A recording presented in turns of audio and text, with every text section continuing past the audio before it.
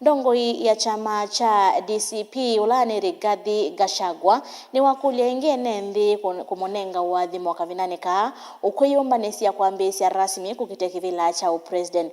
Ainene kanisani wa PCA Ruringo kaunti ya Nyeru. Gachagua Niwathingiliila vata wa umwe aelesya kilelo chake cha kukitia Kivila ni kutungia ndai na mwikio wa utongoi kwi ya Kenya. Lina Mosangi no kutwambiisya vilingi wa mauvo. Ndongoi wa chama cha DCP Rigathi Gachagua ni wadhambalala na kuelezea tumisi yake sia kwenda utui kama Usumbi wa dhanza tusa kwa nini tuendete. Gachagua weta kithito chake kikethwa kusiukia nzia Kenya kumavala Usumbi mutotia Mwai Kibaki watilenzi. Why does Rigathi Gachagua want to be president? I don't want to promise you lies that I'll build roads, I'll build dams, I'll connect electricity. Those are lies. The country is almost broke. We have a debt of 12 trillion. So telling people I'll do this, I'll do that, I'll do that, ni uongo. Mchungaji umesema I'm a truthful man.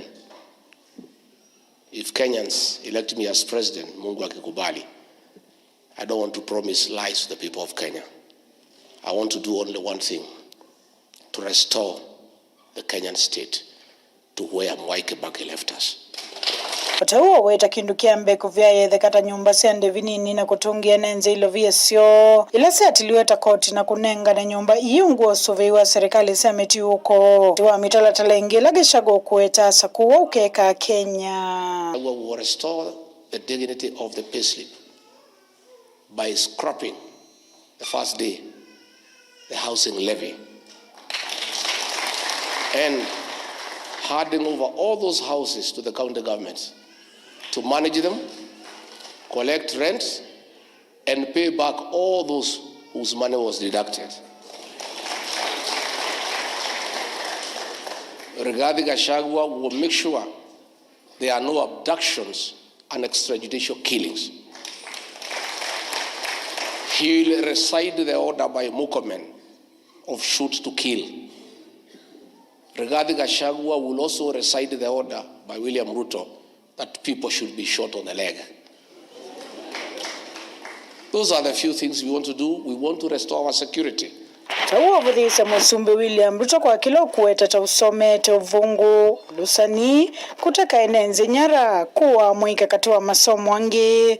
Dato ila sisi ya kuthilikia Usumbi nzinuwa hivyo vya utati masembani mausa kuwa nini tuendete. When we look at the one saying how educated he is, in 3 years, the things he has done, abductions and extrajudicial killings, theft of public resources, destruction of the health system, destruction of the education system, gangs and militias harassing women all over. That, to him, is a benefit of education. So I was thinking about it last night as before I slept, and I analyzed at how educated this man is. With all his degrees and many, and I came to this conclusion. Yes, he has a PhD in lies and deception. He has masters in corruption, theft, and bribery.